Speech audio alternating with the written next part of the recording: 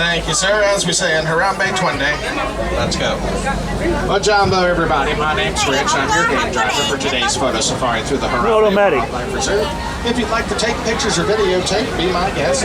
Just keep a tight grip on your camera equipment. We're not allowed to stop and pick up anything that might fall from the vehicle while roaming the reserve. If your cameras have an action mode or sports setting, that's the best setting to use out here. It'll help you get the clearest pictures. The Harambe Wildlife Reserve was established back in 1971 to protect the local wildlife.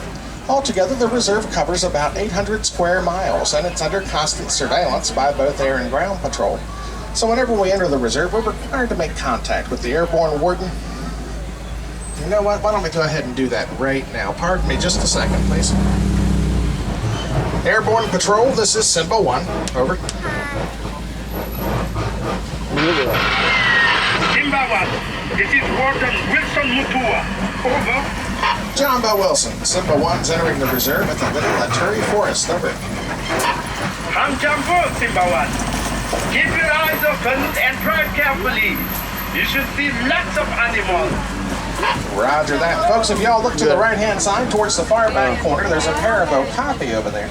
Okapi have black and white stripes like a zebra on their legs and hind quarter, but that's kind of deceiving because they're not related to the zebra at all. Okapi are the only known relative of the giraffe. They're so seldom seen in the wild, we didn't even realize they existed until 1901, and I wasn't involved in that. A little further ahead on the left, there's a small water hole. It's usually our best opportunity to see a black rhino, so keep your eyes peeled. Fully grown black rhino can weigh up to 3,000 pounds. They can charge at 35 miles an hour, and they have hide at least 1 inch thick. That's thick enough to repel most predators, except of course for man. Sadly, it's not unusual not to see a black rhino. Hundreds of thousands of them have been killed for their horn. So right now, worldwide, fewer than 5,000 remain. But here's one right up here on the left. We're getting lucky. Oh, right there. I'm going to make a quick stop when I get in a good position here. There we go. Yeah, hundreds of thousands have been killed for their horn. Even on reserves like these, they're not always safe from poaching. He's blowing you a kiss. See his lip? Hey, if you look up here on the hill to the right, those light-colored animals are greater kudu. They're the second tallest antelope species in the antelope family. Those are female. Male have long, twisted horns. And there's a bongo laying up there to the left of them. See the reddish-colored animals? Bongo are known as the ghosts of the forest because they're not often seen in the wild, mainly due to their nocturnal nature. Both male and female bongo have horns. They're a little harder to tell apart. Oh, and if you look up on the hill to the left through the woods, you see that stork up there with the yellow bill? Everybody see that? Yeah, it's a yellow-billed stork. And if you look to the back of the clearing on the left, those black and white birds are saddle-billed storks. They get their name for that black and yellow saddle shape across their beak. They're the tallest stork in Africa. They can stand 5 feet tall. Let's head on down to the Little Sapi River. I bet we'll see some Nile hippopotamus down there today. Hippos are among the largest animals in Africa. Males can weigh up to 5,000 pounds.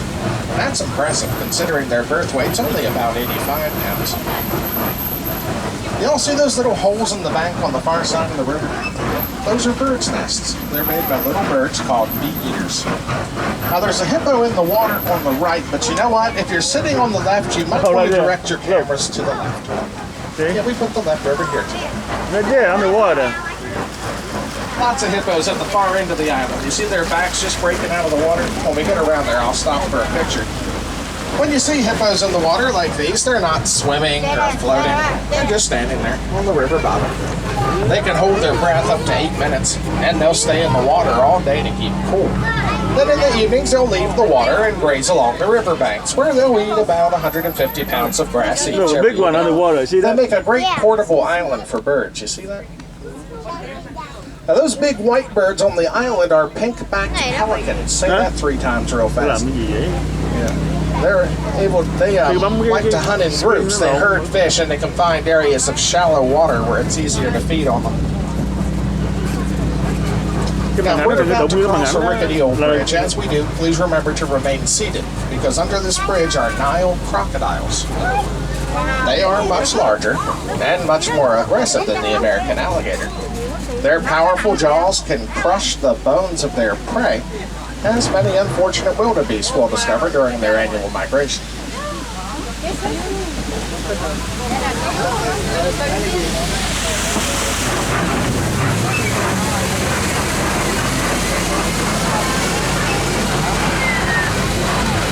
Simba One, come in. This is Simba 1. Go ahead, Wilson. Just wanted to let you know that my ground patrol has seen a lot of elephant activity near the Red Clay Pit. You definitely want to check out that area. Roger that, Wilson. Thanks for the tip. We'll head for the red clay pits in just a moment. Over. We're on our way out of the forest now and into the savannah.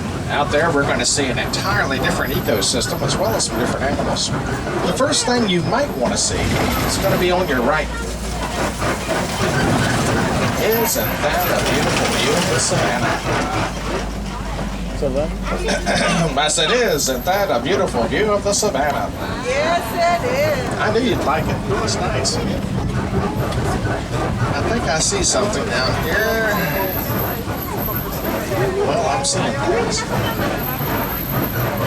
The Serengeti grasslands stretch for hundreds of miles across East Africa. They serve as a superhighway for millions of migrating animals every year. This is also home to some of our more famous animals like giraffe, lions, and elephants. This is the wild Africa we're all working very hard to conserve. Now, folks, notice how that giraffe is walking. Very And as small. soon as I said it, he stopped, of course. The name giraffe comes from Arabic. It means graceful walker, and it refers to the way they move both legs on the same side at the same time when they walk. Notice that? Yeah. Most quadrupeds will alternate feet, left, front, right, rear, that sort of thing. That was a reticulated giraffe. They get their name from the Latin word reticulata. It means net. It refers to their net-like pattern of markings. When they're fully grown, they can stand 18 to 20 feet tall and weigh about 2,500 pounds. They're usually about 6 feet tall at birth. Giraffes sleep for 30 minutes a day. That's it. They eat for 16 to 20 hours a day. Kind of a one-track mind.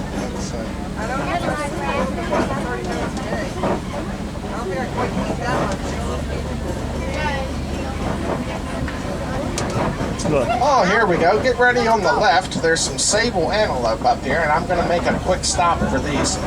Sable antelope are the symbol of the Harambe Wildlife Reserve, so they're kind of special to us. You see the one calf out there kneeling on its front knees to graze?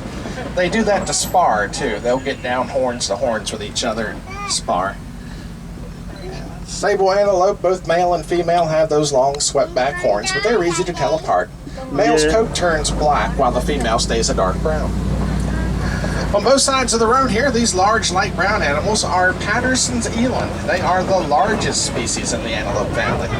Males can weigh up to 2,000 pounds and stand 6 feet tall to their front shoulder. Both male and female have those long twisted horns, so they're a little harder to tell apart.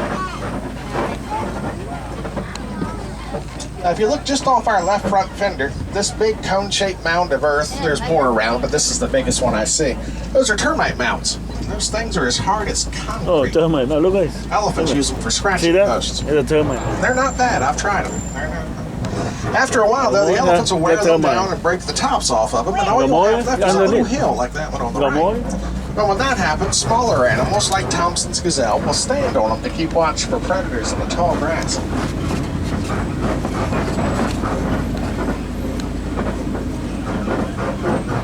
There will be a test after. Y'all were taking notes. See? Do you take notes, Gina? No, but remember.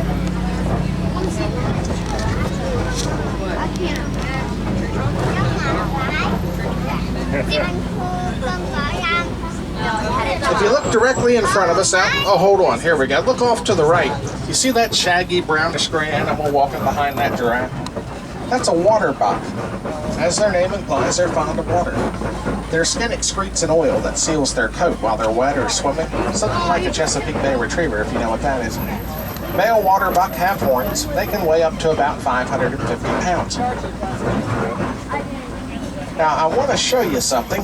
Over there behind the tree is that reticulated giraffe we saw earlier. It's been walking along as we've been driving. Out in front of us, though, there's another giraffe, but it's different.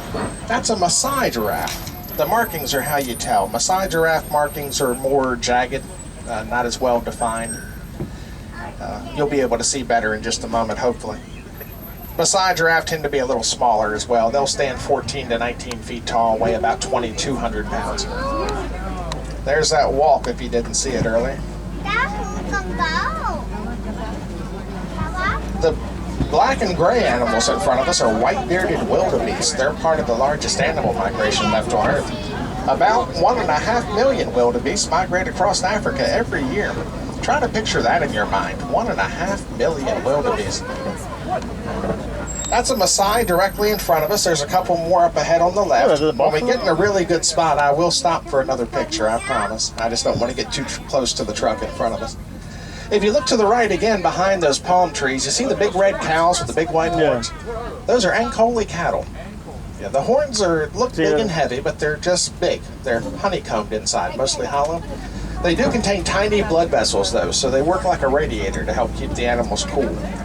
Those horns can grow to be 6 feet long and 20 inches around at the base.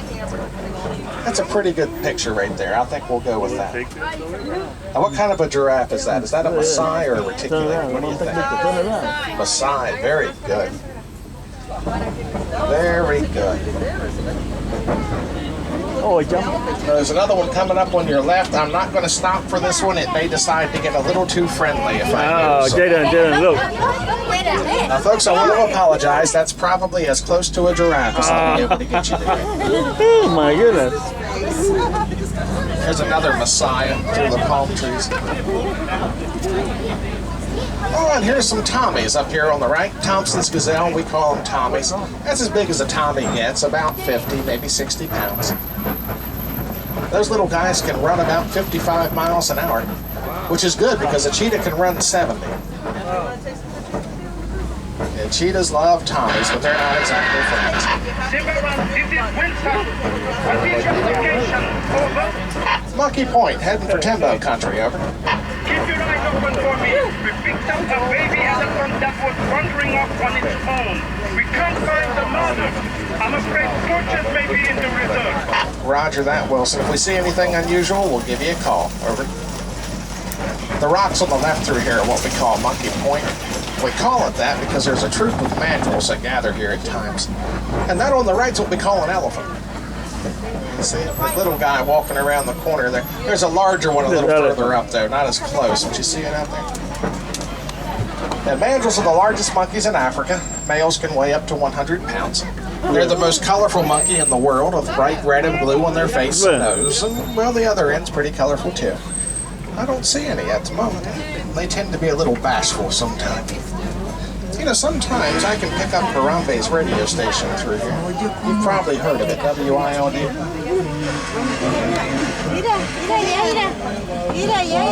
That's how I tell who's paying attention. If you all want to sing along, go ahead, don't be bashful.